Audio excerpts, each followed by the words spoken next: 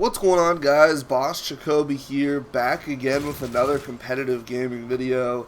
And what you're watching right now is the end of the first game of Sabotage on Bootleg. We're transitioning now to the replay, because obviously if you tie, you gotta restart it. And pretty much, as I mentioned in one of my past videos, I think it might have been my first game battles match or my first scrim, once we play a map once through, the second time we go through it, I improve drastically. I think I did pretty good on the first side, but I know that as a team, Casper and I played way better in the second side, and hopefully you guys will be able to notice that. So, anyways, we also, one thing that we learned, we didn't know where the bombs were. We didn't know where, the bomb would start in the middle. We didn't know where each bomb site itself, we didn't know where they were. So, certainly, being able to play and then replay it really eliminated that, that unknown factor, or those unknown factors at least. So, anyways, their bomb site, it feels like they had the better side to defend their bomb site. And I don't know, Bootleg Sabotage, it's a really fun map. I'm interested in hearing your guys' thoughts as far as what you guys think about Bootleg, and possibly even Sabotage as an MLG game mode, because personally, I've always loved Sabotage. I haven't really played it since COD 4 because MW3 it wasn't involved. Black Ops, did they even have it? I don't even know. Certainly it wasn't competitive. Right there, that was a nice shot with the G36. That's something else, guys. The G36 seems to be the gun of choice. We actually played Twisted Method, which is Miles, Solo, Huddle, and then they were playing with Ape from Hybrid, I believe. We were playing against them. They were all using the G36, and none of us were using them, and they were really good with them. I mean, the first map we lost by 1. I think the second map we lost by 2 or 3 in CTF. So it was a close game overall, but certainly they really did like using the G36, and for me, I don't really like it too much. I mean, I typically like guns that just do a lot of damage, but I find for some reason, even though the G36 fits that bill, that I don't like it all that much. And I don't know, you'll see with my classes right there, it's kind of like the UMP, the ACR, I use the Type 95 a little bit, the SCAR is really solid. So I use a lot of different guns. I haven't quite settled on one yet for sure. I also use kick a lot. This is something I tweeted out, guys.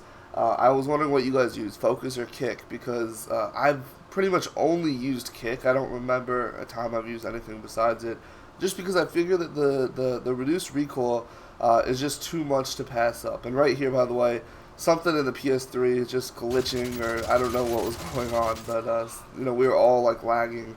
I was able to pick up 1 kill, but it didn't really alter the game whatsoever. So yeah, I'm interested. Focus or kick? I heard that like kick would be good on something like maybe the MP5 or the UMP, because it has like more recoil. But maybe something like the ACR, the Type 95, something like focus would be better because you get that reduced flinch. So perhaps that might be the case. Maybe even like the MP7, a really accurate gun, a really good SMG. Perhaps focus would be the most beneficial. So maybe, what are your guys' opinions on that? Also, like I said, the G36. So, anyways, we decided to push up through this little corridor, and it certainly was not the best option.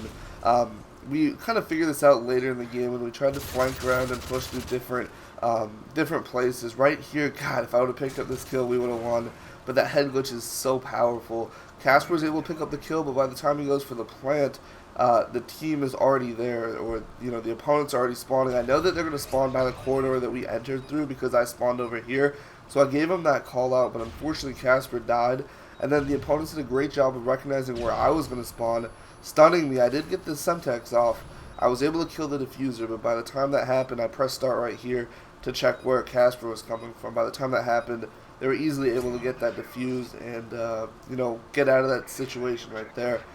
Good move on their part, understanding where I was going to spawn. It's crucial, and they did a great job of it.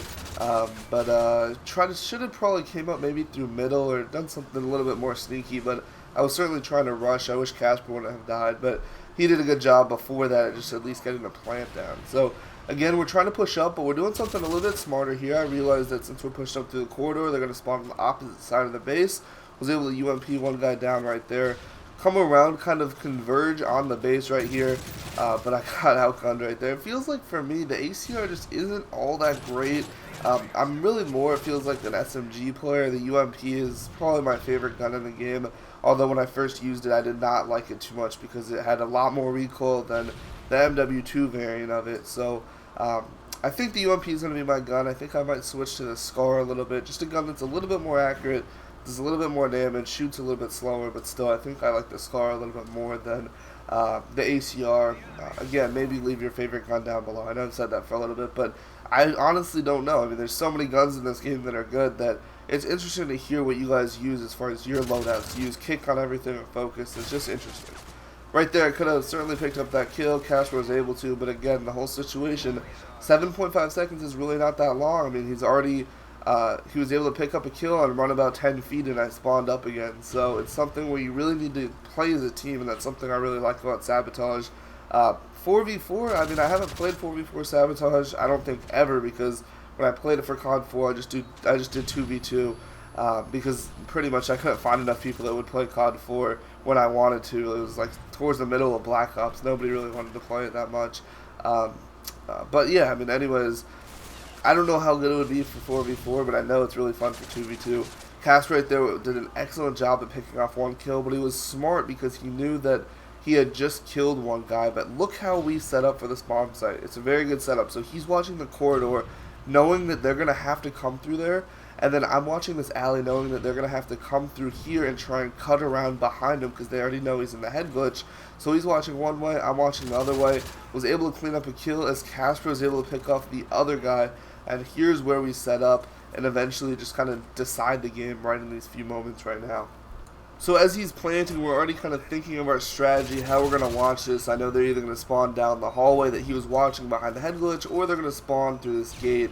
As Casper was able to pick up the second guy, I definitely needed to switch up my spot. I didn't get any more kills, I don't think, this whole game, but I did a good job at watching this backside right here, as he was watching the front in pretty much an unstoppable position, because he can watch both the cut through the chairs and the corridor, and I have his back right here. Just a good setup, guys, just knowing how to play a map after you've done it once or twice. This is the Game Battles match, at least I showed you Mission S&D. This is the second map, of course. I know I hinted at that before. But anyways, you know, this is pretty much the end of the gameplay with 5 seconds left. We already got the game in the bag here as Casper's watching the bomb site.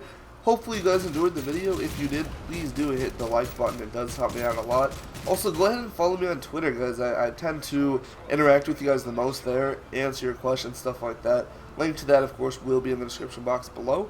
But anyways, thanks for watching, and I will talk to you later. See ya.